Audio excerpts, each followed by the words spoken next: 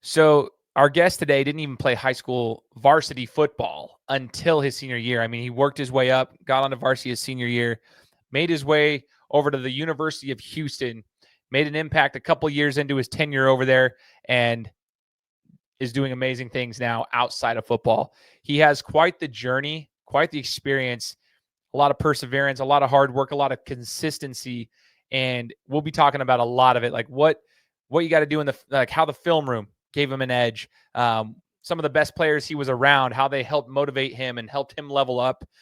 He played against and with a lot of great talent.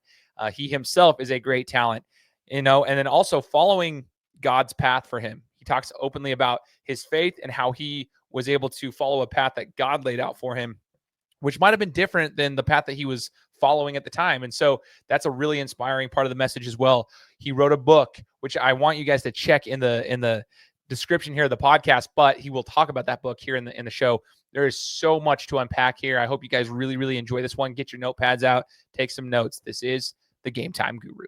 So, what time is it? Game time! This is the Gametime Guru podcast, where I interview sports figures from all over the world to help deliver a panoramic view on sports. So whether you're a former athlete, one of the crazies, or simply a casual sports fan, this is the perfect show for you as we peel back the curtains and learn from our guests every single week. I'm your host, Shane Larson, and I'm helping you see sports through a different lens. What's up, everybody? Welcome to another episode of the Gametime Guru podcast. Shane Larson here, host of this show. Super excited to be here with another interview of another sports figure who's going to have a lot of stories to share. As you guys heard in the introduction, super stoked about this one for a variety of reasons. Came across this guy's profile. There was a mutual connection with a previous guest of ours, Kay Scott, that was on the show last year. And I'm really excited for him to share his story. So get ready to hear some stories about football, some hard work, perseverance, as well as business and the way that athletics have kind of shaped his life and going into the business world post sports and whatnot. So welcome onto the show, Linell Bonner. Linell, thanks for joining us, man. Thank you for having me. I can't wait to unfold my story. Heck yeah, man. Heck yeah. It's because of people like you. The show has been downloaded in 183 countries in all 50 states. It's because of people like you. Your stories resonate with people and your willingness to share them. So I just want to say thank you. Like, it's your willingness to share these types of stories that gets the show out to everybody across the globe. So it's actually pretty dope, man. So thanks for that. Super excited to chat with you, man. Let's rewind the clock a little bit, Linell. I like to do this at the beginning of the interview. Just rewind the clock. Before playing at football at a very high level, right? I want to talk about, Linell as a child, right? Growing up, were you into athletics at a young age? Did you have brothers or sisters or parents, uncles, cousins, I don't know, that competed as well? Like, what was it like for you in regards to athletics growing up as a little kid? I was very prominent in my family. All of my siblings played sports, and we dominated all the sports that we played. I was even considered, my first sport was soccer. I was considered the Michael Jordan of soccer. I had a little low haircut kid running around. I scored every goal, and I would just dribble the ball up the court, up the field, and everything. So like I've always been in sports, but basketball was my love. My dad played basketball through his years. My sisters played, and I really loved Allen Iverson in his game. I like attached to him when I was growing up as a kid, and I wanted to be like AI. Had the crossover and everything. So sports has been big in my family. Still is, with our children, with my nieces and nephews and my mentees, is still sports. It revolves around that. Oh, no, I love that, man. So that's really cool. Soccer, basketball, but soccer specifically, was there anyone in soccer when you were growing up that you like looked up to, that you followed as a soccer player, or did you just like playing the sport itself? Did you watch a lot of it, or did you just play? I was forced to play. My dad, now I tell him he got this right, and I will put my kids in soccer first as well. The direct correlation from the feet work or the footwork of soccer that goes to all the other sports is like no other. If you can get your center of gravity good and good with your feet, that translates directly to basketball. That translates to football, especially as a receiver. So all the stuff that I was able to do on the field, I have to give my hats off to soccer, and my dad putting me there. So I didn't know any players because I didn't necessarily like playing the sport. I was just good at it. But my foundation was built from there. Dude, that's awesome, man. So you mentioned footwork. That's actually really interesting. I noticed that too, Linell. I served a church mission for the Church of Jesus Christ of Latter-day Saints out in Brazil. And like before that, my whole life I grew up hating soccer. I never played it. I couldn't stand it. It was my least favorite sport ever to watch or play anything. Like I didn't like even messing with friends playing soccer. It just wasn't fun to me until I literally went to Brazil for 2 years, was down there and got to see the impact of soccer. And at a young age, a lot of those kids, you always hear about rumors of kids like, kicking a deflated ball in the dirt with no shoes on. Like I literally watched that happen. I saw kids like put a bunch of plastic bags together from the grocery store, make a ball out of it. And they were playing soccer in the streets. It was just it's actually really cool, but it's wild. You mentioned footwork. The whole reason I bring that up is because I saw these little kids at the age of 5, 6, 7 with crazy footwork. It was unbelievable. It's just crazy what they were able to just have. And so when they get older, it was almost like guys would be wearing suit and ties sometimes, and they see a rock on the street and they just like they kick it up and stuff. It's like part of their nature. Their footwork is just kind of ingrained in them. So I actually can say that I've seen the footwork, from my personal perspective over in Brazil. That's cool. That soccer can provide you. At what age did you start focusing on football? Since football was like the sport you ended up playing at the next level, I guess my question is, what age did you start playing football and like really honing in on saying, okay, this might be where I go?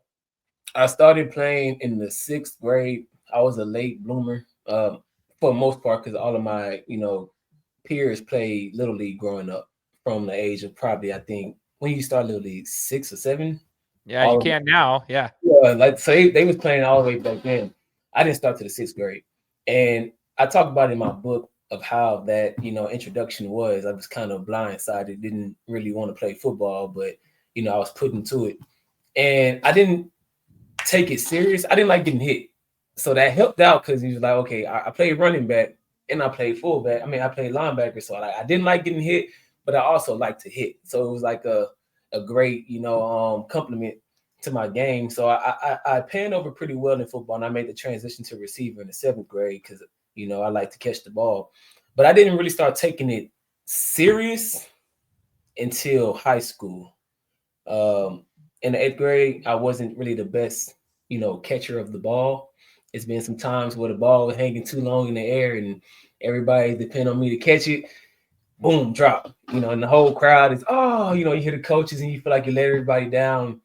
And, I really don't like to let people down, and I let myself down. So I got to the point where I just started to train and work on catching deep balls that was thrown to me.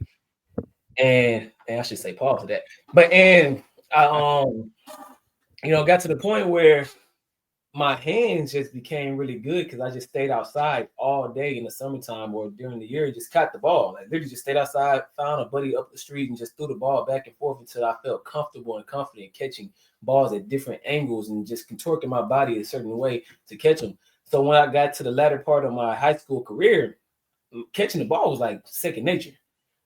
From coming from the 7th to 8th grade, not knowing how, when I got to high school, freshman and up, I was the best catcher on the team. Like I was the one on the team that everybody looked to catch everything. Didn't drop a ball at practice. Didn't drop a ball in the game. Like if I ever did drop one, miraculously, everybody is shocked because I didn't drop them. Like I honed in on that skill.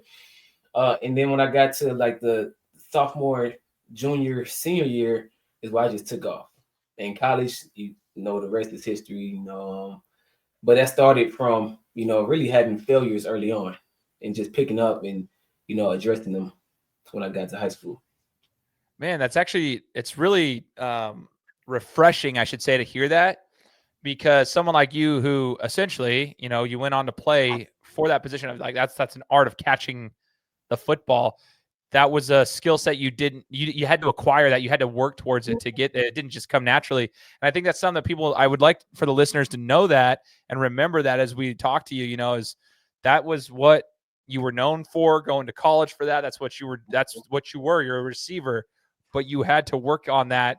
You were a late bloomer, 1, but 2, you didn't know how to catch very well. Like, and you didn't have confidence in it, but it took a lot of hard work and you had to find a way. which I think is awesome. Now, you also referenced your book. I would love for you to take a second to talk about that, because I wanted to bring that up anyway.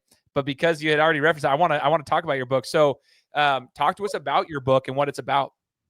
Yeah, I was trying to see if I had a copy close by. I should have had a copy close by. My wife will be pissed when she realizes I didn't. Well, let's talk about it. We'll put it up here. We'll promote it for you, man. Yes, my book is a self-development book. I went through a very in-depth transition from the year 2021 to present, really. But for 3 years, from 2021 to 2024, it was a very deep, intentional transition. And I had to ask and answer some very in-depth questions. And I got to the point of basically confronting my past traumas, my past events, or life-defining events. And I found growth within doing that.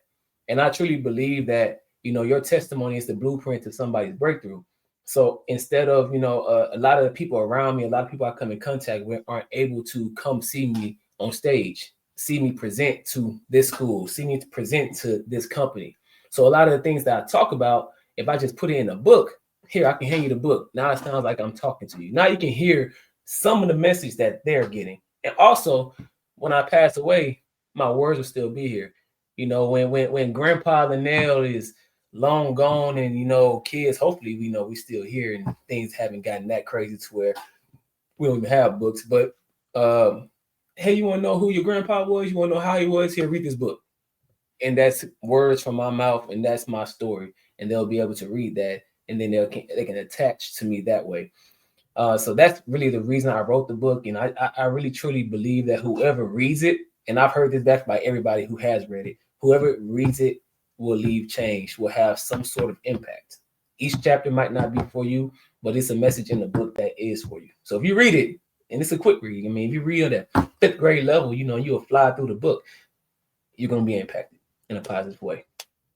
I love it, man. So the book, remind us the title and where to find it, right? Like, let's hear that too. It's Your Choice, The Art of Becoming, and it's on Amazon.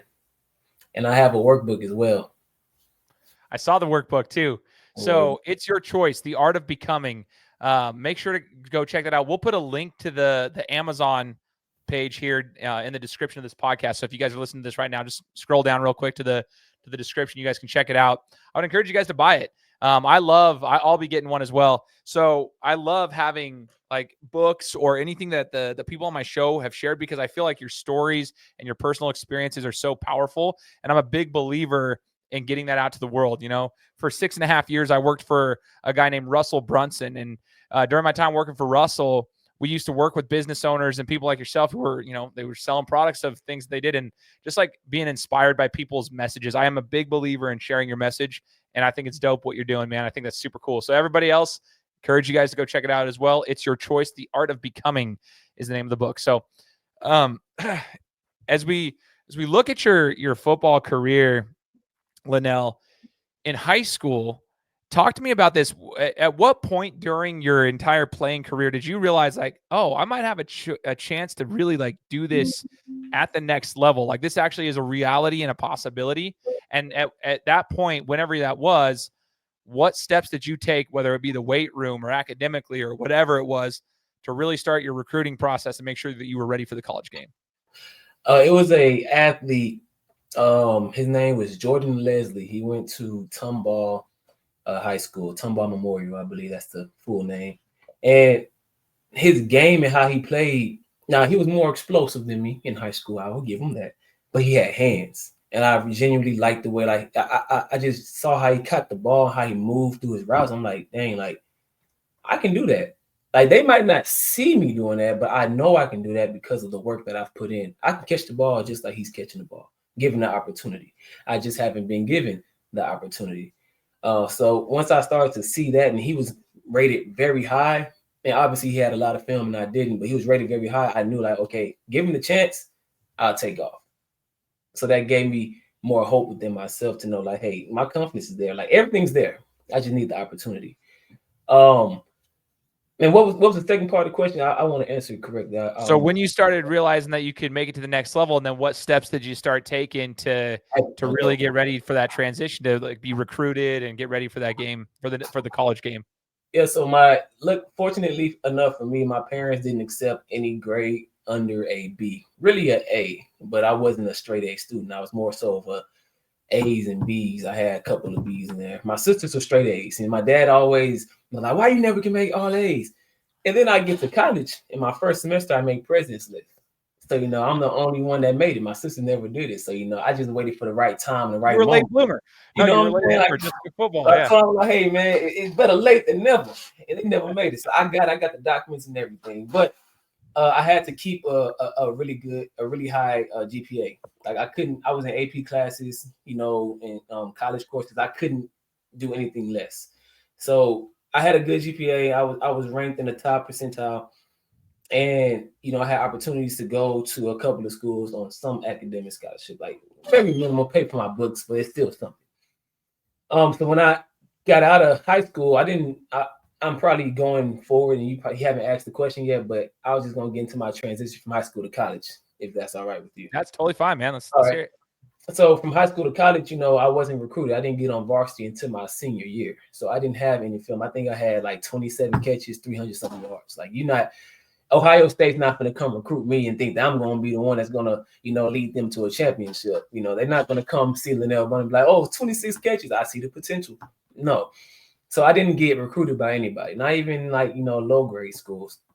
So I had to take it upon myself to, create a huddle account with what I had and send that out to coaches. I would go to, let's say North Texas, their roster, and find the coaches and take their emails and then attach my huddle account to their emails. You just send it out and send a little message like, hey, I'm interested to come here. Hopefully I can, talk about whatever I sent. And then nobody responded to me. And that's disheartening as a kid, just trying to bet on himself, that has the confidence, that knows that the opportunity away from proving everybody wrong and proving yourself right. And just not to get a response back, that's disheartening. So I got an opportunity to go to PV and to U of H as a walk-on. PV was going to pay for my books. U of H, I was going to be a preferred walk-on, so I'm paying for everything. And I chose to go to University of Houston for a couple of reasons. The main reason is because I wanted exposure to different ethnic groups, if that makes sense. I always saw myself as being a businessman, and I knew to be a businessman, you have to learn how to talk to everybody. You have to learn how to talk to people who are Asian. You have to know how to talk to people who are Hispanic. You know how to talk to people who are white. Yeah, I got to talk to everybody. I can't just be able to talk to one ethnic group, but not the other. I have to do business with everybody. So I believe that me going to University of Houston will expose me and put me in position to where I can learn these skills, which it did. And I didn't bet on, to be honest, I didn't bet on my career turning out the way that it did. I knew given the opportunity I can take over, but I didn't know to what extent I could take over. Like that just came, that was just a byproduct of the work that I put in on my own. But the rest was history after I got to University of Houston. I don't want to go too deep into that story. I want to let you ask some questions because, I'm used to telling this story. So when I start talking, I go right into it. So I'm going to pump the brakes and allow you to ask questions. I don't want to get ahead of myself. No, you're good, man. This is really cool to kind of hear. And I think a couple of details I just want to point out there is one of which I feel is kind of important for the listeners, including myself, is that you mentioned you weren't on varsity until you were a senior, right?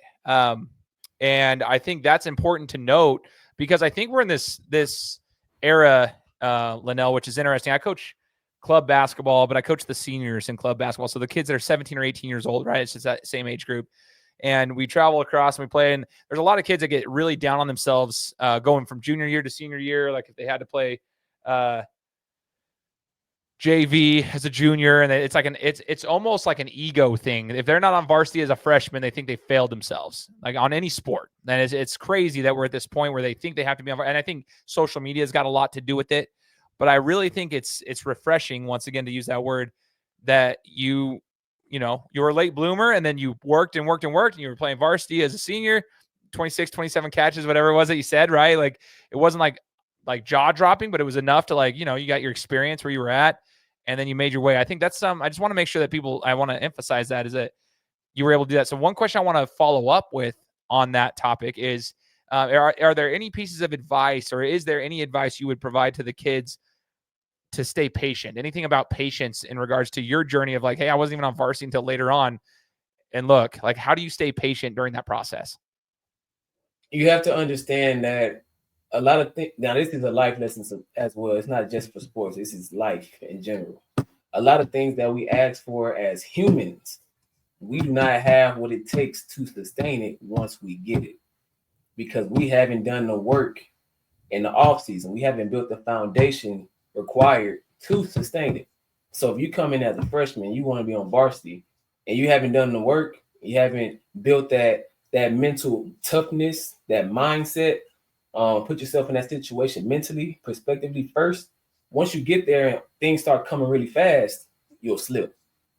If you slip and fall, you lose opportunities. If you lose opportunities, you lose good graces with people around you. And if somebody else seizes that opportunity, boom, you're not even talked about no more. It's next man up. It's football, it's basketball, it's whatever sport, next man up. So if you haven't done the work on your own time to get yourself mentally there first, don't even ask to be there. Like in that season when, I was walking on, I just used college. When I was walking on University of Houston, I had people who was like, "You're not gonna try to play," and I told them straight up, I was like, "I'm not ready." And this is coming from someone who put all the work. I wasn't ready mentally. I didn't become ready mentally to play as a position as a starter in college until my junior year. Sophomore year, I wasn't ready to play. I was the backup. I rotated each position. I played about 40, 50 snaps on offense a game. I rotated each position, but I still wasn't ready to be in that key role. It wasn't until I built my mental in 2015. In 2016, that's when I started, and the rest is history. That's when I had all my career years and all that stuff. But I had to take my time. I didn't rush the process. And most people, I feel like they rush the process. It's not just with sports. It's just with life in general. You want all the money. So you start doing things to get the money. Once you get it, you just lose it. The reason why millionaires become broke, or lottery winners become broke, I think 70%, is because they weren't millionaires before they got the money. They were broke, and then they got millions of dollars, and they found a way to become broke again. But if they were millionaires mentally before they got the money, they would find a way to sustain that. Or if they were millionaires before they got the money, don't matter how much money you give them, they'll find a way to make that $1 billion, because the mindset precedes you. I like that a lot, man. That's a really good piece of advice. So I appreciate you sharing that. Yeah, that was just one of those things I wanted to share with kids, because I know there are a lot of parents, and there's a lot of athletes who are listening who are probably in a situation where they need to be patient. They need to trust the process, but I love that you said, you got to be putting in the work though. You got to be putting in the work. You got to be developing. And even then you still got to be patient. So like, you got to be able to trust the process and be ready for the time when your number is called. It's not easy. Sometimes it's a mental grind, but you just got to do that. That's how it works.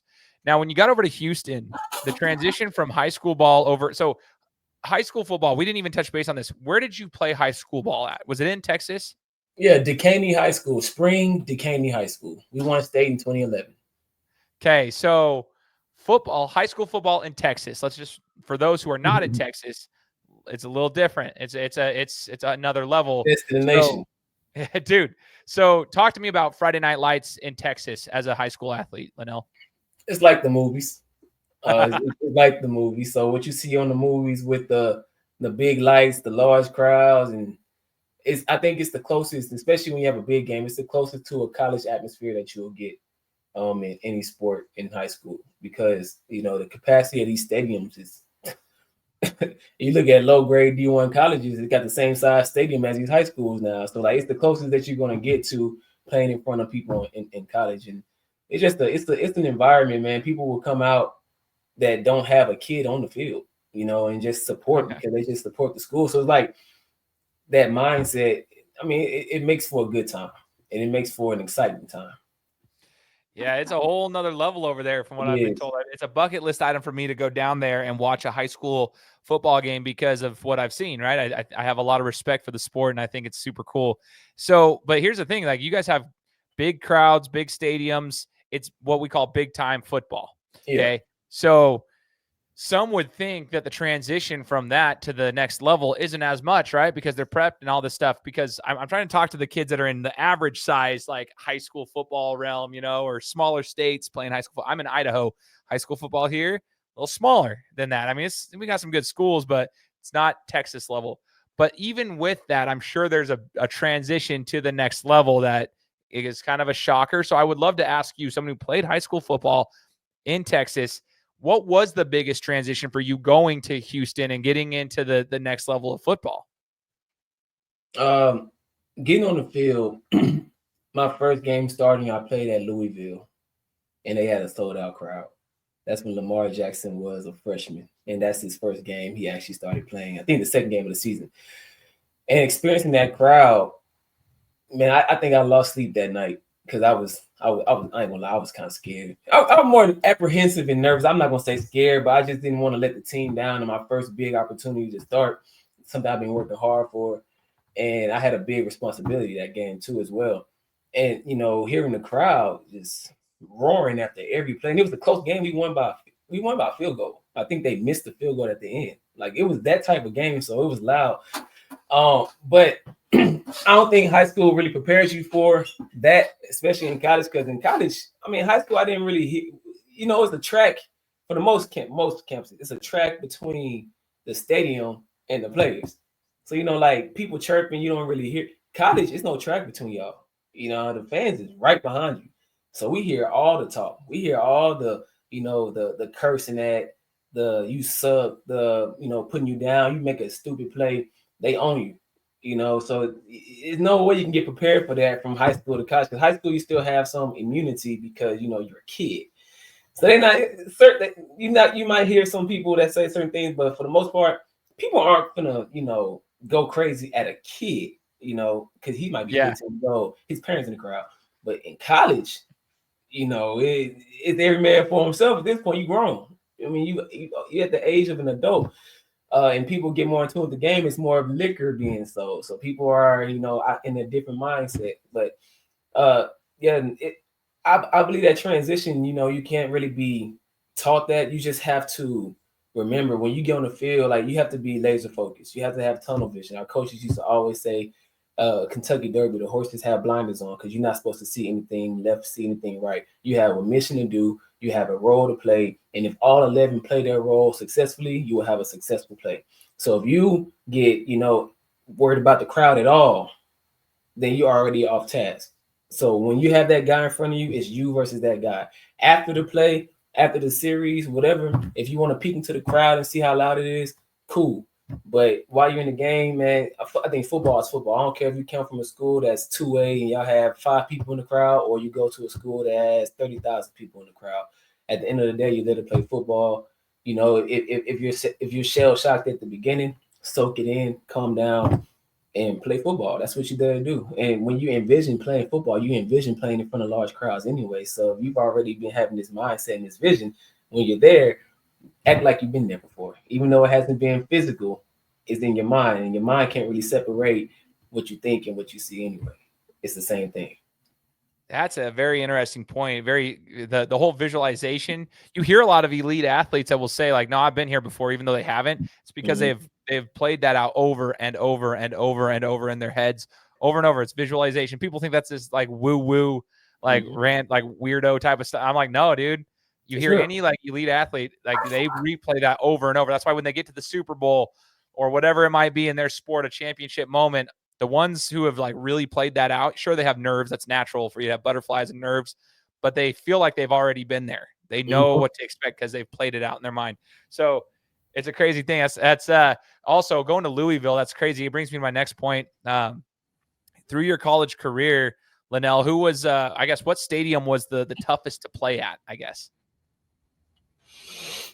You're not going to like the answer. I don't feel like any of them were tough, but if I had to give to somebody, it was Louisville. But the coolest one to play at is when we played Florida State in the Peach Bowl. Because we heard the chant. The chant was cool. It was cool, like live action. And we were beating them. So if we wasn't beating them, I don't think it would be as cool as an experience. But because we beat them by so much, it was a cool experience to hear the chant live. Because, we was a non-Power 5 school at the time. So we didn't really get the same love with crowds when we went to go play, the UConns, the Cincinnati's, the UCFs. Actually, a lot of those games were packed, but, it was here and there. But when you go to like Power 5, all of them are packed. So yeah, I think the Louisville was the I guess the most active crowd. When we played the NRG, we played against Oklahoma, that was a packed crowd. I think we sold out the NRG stadium. And it was loud because they closed the dome. So everything was just bouncing right back to us. So we heard everything. But most people was on our side. So I can't say that was a poor stadium to play in. So I would just say Louisville, probably Louisville, because we heard a lot and they said a lot. Okay. No, that's cool. I'm actually like taking notes as you're talking. This is funny to me. So you're mentioning these programs, big stadiums like NRG Stadium, like that's a pretty cool stadium. You know what I mean? Like he's like that's an NFL stadium. Instead of like a college stadium. You're talking about these other big ones. Talking about big time programs too. A couple of big time programs, big time names. You mentioned Lamar Jackson. Linell, during your time in college football, who was the best athlete that you played against? Whether that was you were going up against a corner or a safety, or it was just on the other team. Maybe it was a Lamar Jackson that was like the best player that you had seen. I'm gonna give you 4.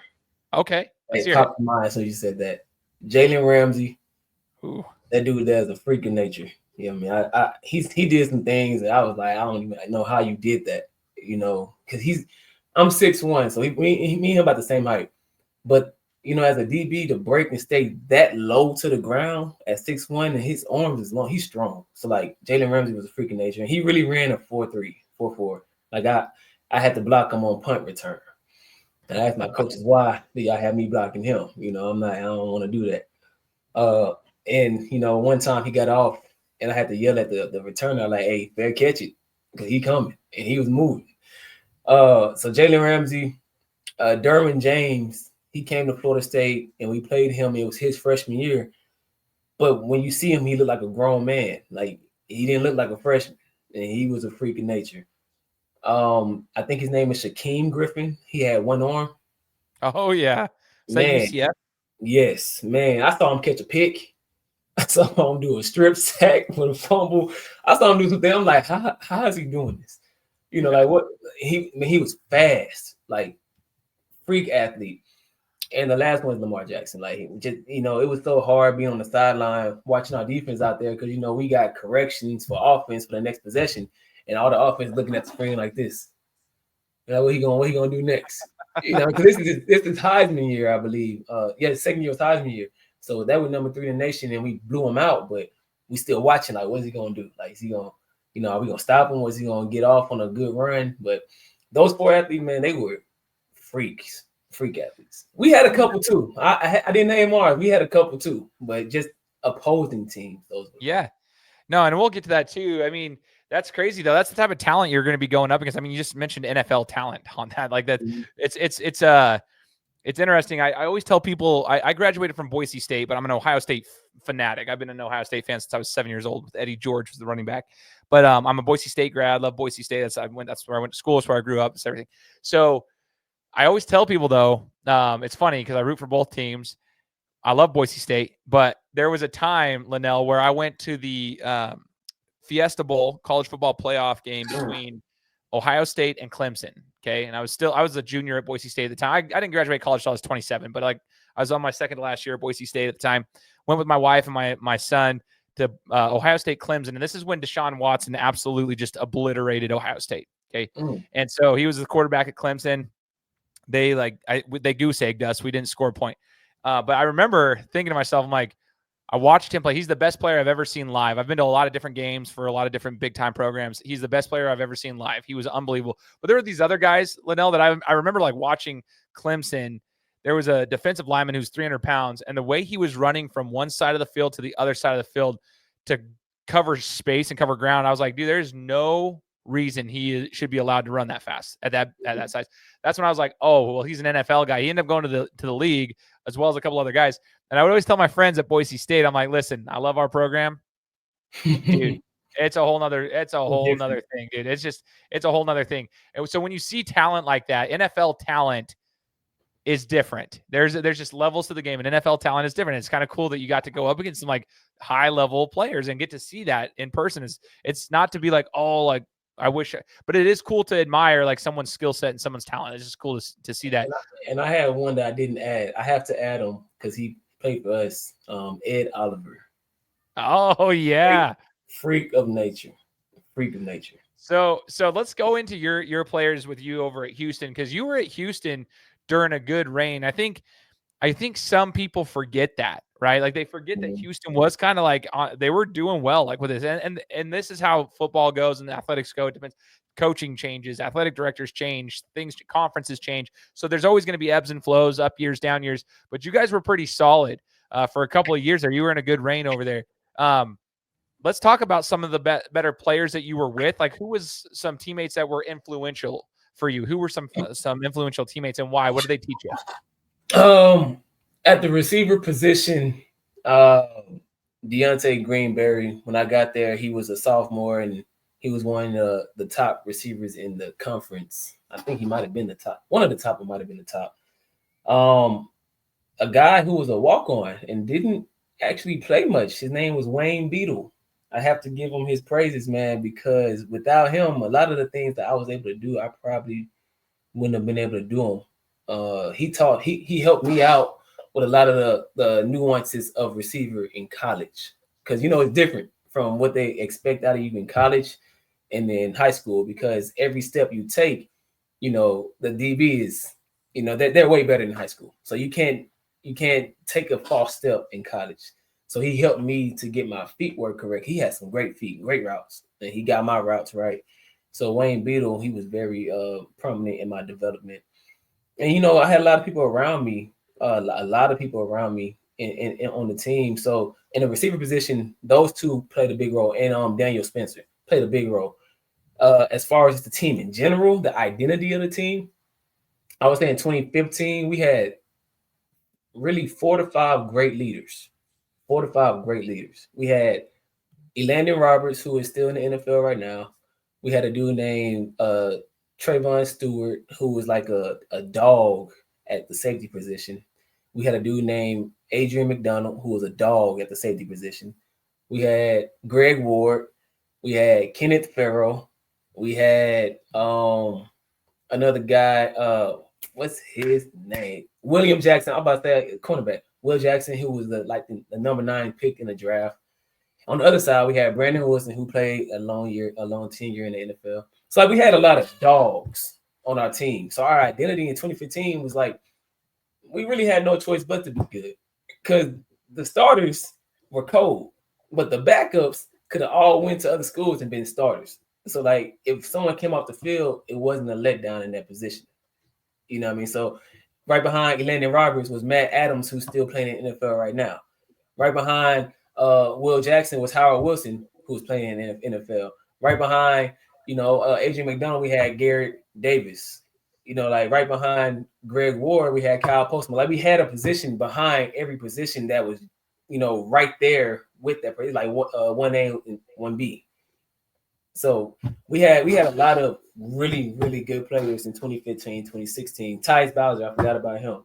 We had a lot of good players 2015, 2016. Really had no choice but to go 13-1, and I might be biased to say this, but I tell everybody, even the old heads, when I go back to the game, I think that was the best team that University of Houston has ever had. We can argue about that, but I think we were the best team. The only game we lost to was the UConn, and that was the sleeper game because they were 0-10 when we played them. We just didn't play. Dude, what's man, that is, you guys had a coaching staff that was interesting too back then. Like a young, like it was just it was a unique group of dudes. Like, was Guyton your receivers coach at the time? No, I had Maringer. Guyton didn't become my receiver coach to my senior year. Okay, later. Okay, so that was a little bit later. I just remember him going over there at some point. That's my guy. Dude, Kenny Guyton, right? So like, obviously I know who he is. I followed him through his career and stuff. But then, was it Applewhite was the head coach at the time, or did he come in later?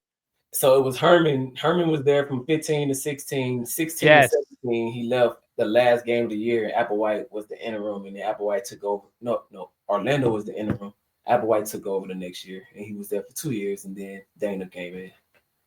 That's right, man. But you guys had some good Yeah, coaches. There's some good coaches in there, some dogs, like you said. Talk to me about like film study and position work. You talked about how like in the college game you can't take a false step as a receiver. Like, there's certain everything's got to have a purpose. You got to understand how to run routes. What's the like? How does film study work for you? Like, how important was that to learn your craft and get better at it? I believe that film study was my edge. When Herman got there, he implemented a new offense. So for those who have step, they didn't learn the offense. They get out there, they make mistakes. At the time Herman got there, I was a walk-on that was coming off of a horrific knee injury. I tore 11 ligaments in my knee, a bad knee injury. I'm coming off it. A kid that had no film, wore number 48 at wide receiver, was a little chubby because I was depressed and I was doing things that I shouldn't have been doing. And I'm coming back from recovering, and he's coming in at head coach. And I asked them when they got there, what do I have to do to get a scholarship? And they gave me some actionable items. Become a 2 on offense and start on special teams. We'll change your number and get a scholarship. So while I, was in that process, I thought to myself, my edge is the plays. If I can remember these plays faster than everyone else, that and go out there and take advantage of my opportunities, I will get more opportunities. I was the last receiver on the depth chart when we started spring ball. The last. Dead last. I think we had 17. I was number 17. If we had 17 people or 18 people, I'd have been number 18. If we had 30, I'd have been number 30. I'd have been the last regardless. I was the last one. And I'm taking reps with the threes. And I'm slowly getting reps because I'm coming back from an injury. But every time I took a rep, I knew the play. Every time the ball came to me, I made the catch. So now I'm making some freak catches over, some good DBs on the team, the ones that they look to actually cover these receivers in other schools. So now they're like, oh, let me give him more opportunity. He's not messing up. This guy's messing up. He's not messing up. Let me put him in. So then they put me in more. And they put me in more to the point where now I'm number 4 on the depth chart. And they had me, I learned every position, X, H, and Z. So we put me in any position, I can go do it. It's second nature. You can tell me any route, I can go run it. I can tell you the whole concept from front to back. So now I'm like a Army switch knife. You can just throw me out there. If someone's hurt, Bonner's right there. He gonna catch the ball. He gonna do what he's supposed to do. Throw him out there. He's sure-handed. He's gonna do good. So I got to that point, but that all came from after practice when people were going home.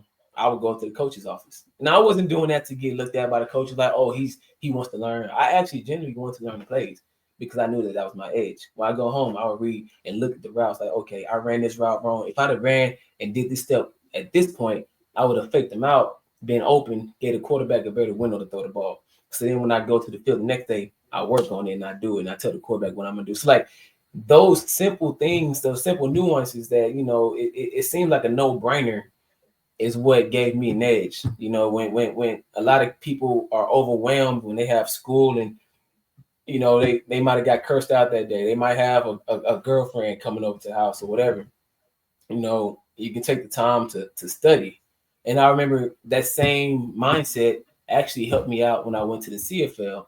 As a rookie, most times when rookies come in from this team, at least Ottawa Red Blacks, they don't look to you to start. They don't look to you to like produce right away because it's a whole different transition from staying stationary playing and running up and playing. So like they don't expect you like in the first 2 weeks to like have it down. The first 2 weeks, I had the playbook down. Like I was running plays with the 2s and getting sometimes with the 1s. Like I had the playbook down. They didn't have to worry about me. They called the play. They didn't have to babysit me. Like, hey, you got this route. I got it. And that had me in positions and gave me opportunities to show the stuff I've been working on this whole time off the field. So then when I got the opportunity, I just seized it. And once you seize the opportunity continually, you become consistent. And once you become consistent in their mind, they'll give you more opportunities. So it goes hand in hand. But that all started with the playbook. Wow, that's actually super insightful. And one of those things I really hope you guys took note on this from what he just said. I think it's always interesting. I hear about this, Linell. Like I've asked former NFL quarterbacks that have played in the Super Bowl and stuff. Anybody I have on the show, I like to ask them about the playbook. And there's a lot of different, like typically the ones who are successful are the ones who understand the plays, they watch film. But it's interesting. You would think everybody does that, but from who I've spoken to in the athletics I've been around, they don't all put the time in. There's a lot of different things that they have as priorities. Sometimes they have the talent that they think will take them far enough that they don't need to have like the extra time. But it's interesting that what you've done there, it sets a foundation. It set a foundation for when you get to the CFL and everything. But like, it's interesting when you understand you visualize it by watching film, you understand the plays. You are a Swiss Army knife. You can go out there at any point and you understand where you're supposed to be. And honestly, even as a coach, looking at it from a coaching perspective, sometimes I just want guys to be where they're supposed to be because it's infuriating as a coach when somebody on the court, on the field, whatever it might be, doesn't know where they're in the wrong spot. It messes everything up. So if you can trust a guy, they'll play. Sometimes that's what I need. I need to be able to trust players. And you were able to do that. I think it's super cool. Talking about that CFL transition too, talk to us about, I guess, post-college football career. And at what point did you know it was time to, transition out of football? Because that's always a tough spot for athletes, is knowing when to hang them up and, what transpired to make, transitioning out of it. So what was the transition like to the CFL? And then what was the transition like out of sport? Oh man, the transition to the CFL, it wasn't a happy one. I had 2,000 yards in 2 years at the University of Houston, my last 2 years, and had projections for the draft, and after the draft, didn't get drafted, didn't get a undrafted free agent, which that was a no-brainer. Didn't get a camp invite. Wow. Which your son can get a camp invite because they just need bodies. I didn't even get that. I'm not gonna go into detail what happened between myself and my agent or what he was doing to where I tanked the way I tanked. And there's a lot of stuff. It was a lot of moving pieces, man. That's a story for another day. I don't want to incriminate anybody because for me to share that story, I have to tell names. And if I tell names, it can put a bad taste in someone's mouth and impact their family. I'm not here to do that. So just to tie it up in a bow, things happened. I ended up in the CFL. So when I got to the CFL, it wasn't. I went to the camps because I didn't get a shot in the NFL. It was like, all right, well, if I just go to this camp, they had an HBU. I was like, if I ball at the camp, I can go to the CFL at least. Like, obviously, the pay is a significant drop, but it gives you film in a professional league. So then I can go to the NFL. So I went to the CFL and Ottawa Red Blacks flew me out. Didn't really expect much. Like, I just knew that I wanted to play. And I knew that, it was a big transition because, like I said, they not stationary. They got you moving in the background. The timing has to be perfect because if you cross the line too fast for the timing, it's offside. So like you have to time your approach that like really to the T. And as you get used to it, as you do it more times, you get used to it. But it was a culture shock. Yeah. I'm from Houston, and you look at the weather right now in Houston. It's hot. It's hot. It's June. June is hot. You get to the TFL, I believe, I forgot when I got that. I think we got there in June. I got off the plane, it was 45 degrees. I looked at the coach, I said, hey, hold on now. I'm from Houston. 45 is wintertime. And it'd be 70s on Christmas Day. We got to start playing football with a shirt off. This is cold, and this is the summertime. So how cold does it get in the wintertime? It's the first thing that went to my mind. And they were like, yeah, we get like -20. I don't know, this is going to work. I need to get in that. So my experience off the bat was like, all right, it's cold. I'm wearing a hoodie at practice in the summertime, which in Houston you would pass out for dehydration. So then, I'm playing there and everything is good. I'm learning the plays like I mentioned earlier, and I'm building camaraderie with the team and, making some, when I say some catches, I'm making some catches out there. Like they almost had no choice, but kind of like the same thing happened in your base. You don't have no choice but to put me out there from the catches that I was making against your best DB. Like you have to put me out there because he was the best one of the best DBs in the league.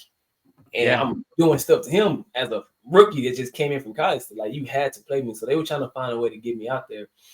But 2 days before the first game, 2 days in a non-contact practice, I went down to catch a slant. Quarterback did throw the ball really low, but I went down to catch a slant off my shoelaces, caught it, And as I was catching it, the dude went for the ball, and while he was going for it, tackled me, and he broke my fibula in my left ankle. And I felt it as soon as he did it, and I was like, bro, it's non-contact practice, and they, I came back home and rehab, and long story short, I never was the same again because I was really nursing 2 fractured toes and they didn't know about it. So my big toes are fractured. So I'm walking on the sides of my feet. So as I'm walking on the sides of my feet, all the pressure from that bone is on this side. I'm putting pressure on them that I shouldn't be putting on it. So I never really fully recovered. I get back out there. Obviously, I'm not the same because I needed more time to recover and I get cut. So when I got cut, I actually got reached out to by a couple more teams. But in the moment of me being cut, I think before I got cut, I came to a thought that I'm done with football. Like it's time to move on. I came to a thought. I had a dream. And I was like, this isn't for me. It's time for me to move on. Like I always said, I'll be a businessman. I didn't say this earlier, but I never saw myself like in college. My only goal was to get a scholarship. If you ask any of my teammates, you will never hear they call me Bonner. You will never hear them say Bonner said he wanted to play. They're gonna say Bonner said he wanted a scholarship. He didn't want his parents paying for school. That was his whole goal. And me playing was a byproduct of me working my butt off to get a scholarship. Yeah. I didn't really even care about the NFL until I became a household name or a name that people knew. And like, okay, now I actually might have a shot. I didn't really care about the NFL. Like, I was gonna get in, get out. I had a whole plan, 2 years, 3 years, get out. I didn't want to be there long. I just wanted the money to start businesses. I'm doing it now, but I'm doing it a different way. God led me a different route. And that's a whole nother story. I don't want to open up that because I'll be here talking for days. But it came to a point where I was like, it's time for me to hang him up. It's time for me to, use my brain the way that God has, blessed me to use it. And as soon as as soon as they cut me, the next week, I got a job offer to work at Merrill Lynch as a financial advisor. Like, yep, I'm taking it. Took the Series 66 and the 7 and the SIE, passed them, and I was a financial advisor for 5 years. So the transition for me, I know most athletes is not this way, but it was pretty smooth. But I had already came to grips with the fact that I'm not going back to pursue football. Like, did I have, I had some left in the tank? I had a lot left in the tank. Like, sure. I still play now. I still go hoop at the gym, and young bucks can't even hold me. I go on the field and they can't hold. Like, I still can do it. I just choose not to because, I don't want to get too deep into it. I'm gonna get into it. So, I have a question that I ask people in my program, and one of the question is, who do you want to become? A very simple question that people don't typically have a legit answer for. And the reason why I say they don't have a legit answer is because who you want to become is oftentimes influenced by 3 things: family, friends, or media. Things look cool and you want to have some of that coolness, or you want to have that material, you want to have that lifestyle. So that's what you go after. But that leads you to a life of unfulfillment. Like I said earlier, I never wanted to go to NFL. That wasn't a goal of mine. But it wasn't until people started to mention it to me. It wasn't until I had ex-teammates coming back and seeing the cars that they drove. It wasn't until I started to see the lifestyle that NFL players live to where I was like, shoot, all right, I'm going to the NFL. That's what I want. That's my goal now. But that goal was adopted from somebody else. It never was mine. So when I woke up and realized that it wasn't my goal and I'm good and I can move forward, I can use my brain because I'm smart. It was like, all right, well, I can just get off and I can go this route and I'll be just as successful as I would have been had I went to the NFL. But I had to come to grips and understand like that wasn't my goal. And that goal was adopted. Now I'm going towards something that God has led me to. God told me what he wants me to do now. Even after I left, I was a financial advisor making 6 figures plus. Good money, young. You know what I mean? And April of last year, God told me quit. Off on a whim, like just quit, and while I quit, it was some circumstances and a season that I was in, with my wife, and it wasn't really an ideal time to quit, to say the least. That's all I'm gonna say. It wasn't an ideal time to quit, but just being obedient and quitting and just seeing the program that he's giving me now. Like I do programs for high schools and colleges and corporations. I wrote the book. I wrote 2 books actually. I speak. I go to school. I got a presentation tomorrow. I mentor 15 kids ranging from 8 to 15. I have a whole bunch of other mentees that go to high schools that aren't my clients, but I work with them as well. So like now my time is I'm able to impact a lot of people with my time. Whereas if I was with Merrill Lynch, I wouldn't be able to do that. Right. So I was fulfilling a goal that wasn't mine. I was living a life of unfulfillment. But now I'm living a life and I'm satisfied every day because I'm doing what God has called me to do and what He's made me to do. So I'm becoming what He wants me to become, as opposed to what has been influenced by the world. So it was the same thing. I had to realize that.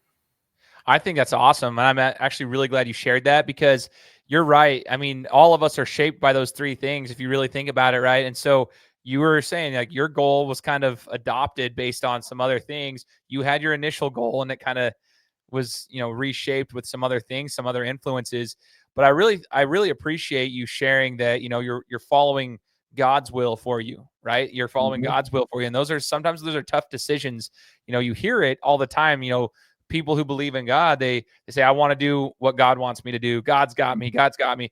But it's easier said than done. Being obedient to what you're being prompted, to do is a whole nother thing. And like you said, at that particular time in your life, up and leaving your job was probably not ideal. It was probably a tough decision to make, but you've seen the blessings come from it with that test of faith, that leap of faith that you took in Him. So I think that's really cool. I appreciate you sharing that, because I think there are a lot of people who need to hear that message for sure. So thank you for that. It's cool. It's also very motivating to remind others that, like, hey, sometimes you got to take that leap and you're not fully sure what's on the other side, but it's amazing what God can do when you actually act on faith. So moving forward, you're doing all these.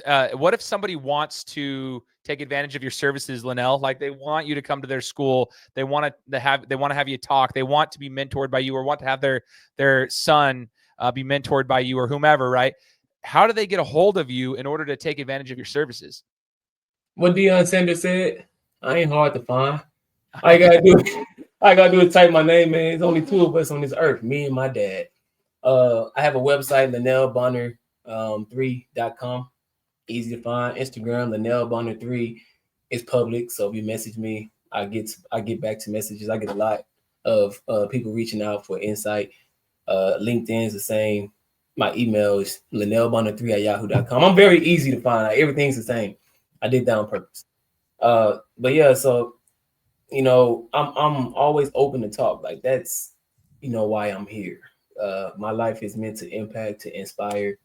I love speaking life into kids, life into people's situation.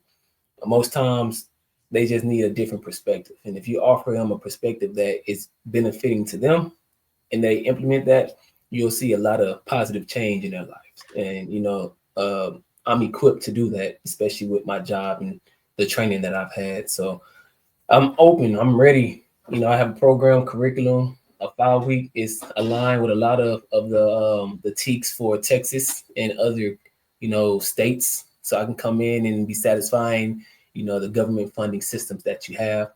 Or for corporations, you just help motivate and move your staff forward to, bring out what's in them, that will help promote your business positively. So yeah, every facet of life, man, in business, I'm just ready, man.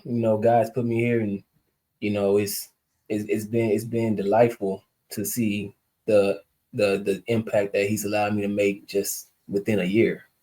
So this is my life now. My wife is on board, so we're taking territory. I love it, man. So yeah, I'll have the links here in the description. You guys have probably already seen them by now as you're listening to this, to get a hold of Linell. Different platforms, his social media, his website, LinkedIn, and so forth. So make sure to click on one of those if you guys want to take advantage of his services, or just reach out to him and try to get in contact with him. Last question for you as we wrap it up, Linell. What's the biggest life lesson that football has taught you?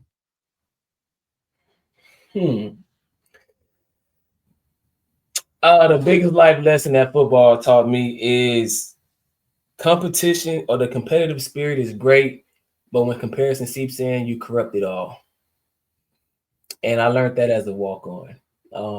As a walk-on, I was put in a position a lot of times to compare myself to those in front of me because they were the ones that were praised. Even if I did the same thing they did, they were praised. And I had to realize that they were on scholarship, money was invested into them and everything. And that helped me motivate myself to grind harder. The thing is, once I got into the real world, it don't work the same. If I compare myself to other people, I'm taking my eyes off of my prize. So I just derail myself from my goal. I just waste energy that I could have been putting into what God has called me to do and worrying about what they doing. And a lot of athletes, I talk to athletes often about this. It's embedded in our sports. And if we don't realize or confront it, it will go on and we will continue to do the same thing after sports. And comparison just leads you to a life of, I don't want to say the words, but depression, unfulfillment, lack thereof.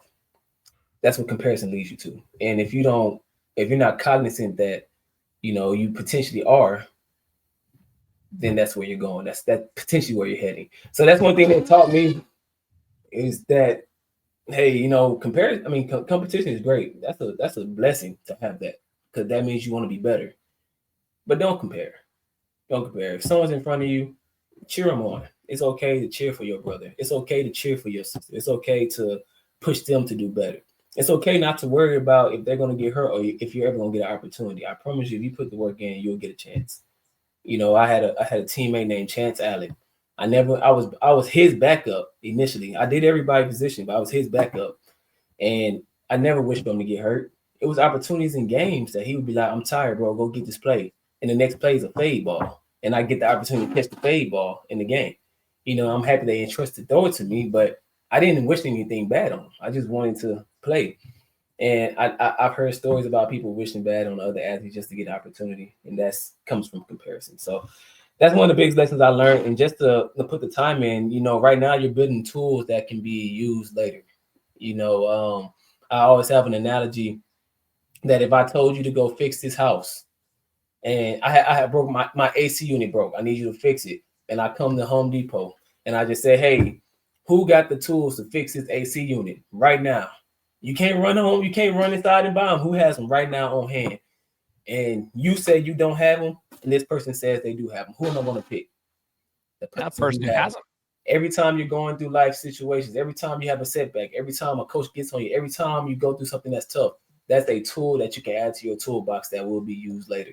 If you add it to your toolbox, it will help you overcome adversities when you're trying to become or on route to become what you want to become, because you're going to go through adverse times. If you don't have the tools to overcome that, the adverse time is going to seem bigger than what it really is.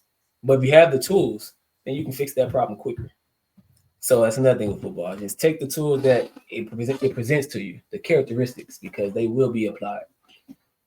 Man, golden nuggets all over the place, man. I appreciate it. That's so dope. And I appreciate your time, Linell. It's been an honor being able to speak with you. And I hope the listeners of the show have also enjoyed it. But thank you so much for your time today and being able to share your story with us.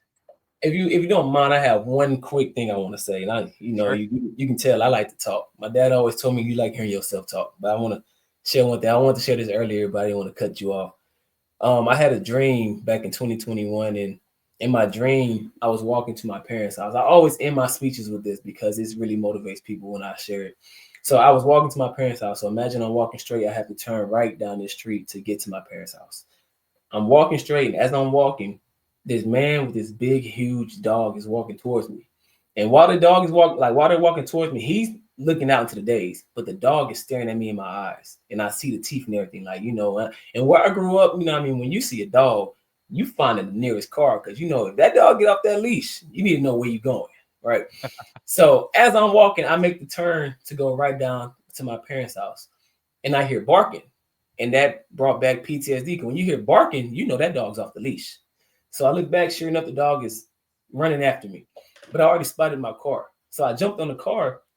And when I landed on the car, that sucker jumped on the car with me. But I already had an escape plan. I was like, okay, this happened before. I know how to get out of it. It was a big truck right next to the car. So then I jump on the truck, and as I brace myself when I land, my arm slips off, and the dog grabs hold of my arm. When the dog grabs hold of my arm, initially I freak out. And then I realized the dog didn't have any teeth. And when I realized the dog didn't have any teeth, I jump off the truck and I walk to my parents' house. When I woke up from that dream, I was like, God, what does this dream mean? Like, I feel like that had a lot of meaning. And what I heard back is, if you knew I removed the threat, you would have walked in confidence. And what I took from that was, I'm walking in fear. And what he's called us to do, we can't walk in fear. There's a lot of factors out there that may seem daunting, may seem like hard to overcome, scary, big. But just trust that if God's called you to do it, he removed the threat. He just needs you to move forward. That's all. Oh, and we'll end it with that. I appreciate you, Linell. That was phenomenal. Man, that's powerful, super powerful. And for all those who are listening, I hope you guys enjoyed it as well. If you haven't done so already, make sure to follow the page, whether it's on YouTube or Apple Podcasts or Spotify, wherever you find your podcast, hit the follow button because we'll be coming to you next week with another interview. Take care. Guys, thanks so much for listening to another episode of my show. Now, if you could go and do me a favor, head over to iTunes, give me 5 stars, and leave me a review. It would be greatly appreciated. Thanks, guys. Appreciate your support.